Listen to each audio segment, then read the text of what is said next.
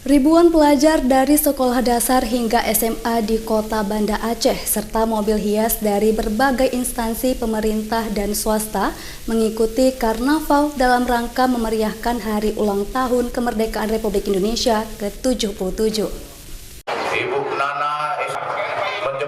Dengan mengenakan pakaian adat dari berbagai daerah di Indonesia, seragam profesi seperti TNI Polri, dokter, nelayan hingga petani, ribuan pelajar di kota Banda Aceh ambil bagian dalam pegelaran Karnaval tahun 2022 yang dilaksanakan pemerintah Aceh.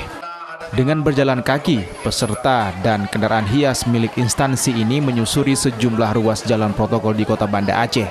Aksi ini menjadi tontonan menarik warga di Banda Aceh dan Kabupaten Aceh Besar di lintasan yang dilalui peserta pawai.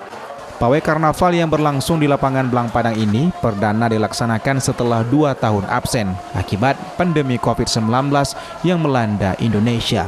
Selain suasana kebersamaan, para peserta mengaku kagum dengan keanekaragaman pakaian adat Indonesia. Alhamdulillah senang, dan ini pawai pertama setelah COVID, dan kami dari MCN tema pawainya tuh keanekaragaman budaya mencerminkan karakter bangsa. Semoga dengan pawai ini menumbuhkan rasa nasionalisme bagi para pelajar. Senang, soalnya kan 2 tahun nggak pernah lihat, ikut juga, pertama kali juga ikut. Nah, nggak mau ikut, kayak penasaran kayak mana gitu, pawai ini ikut. Dari Banda Aceh, Syukri Syarifuddin, iNews melaporkan.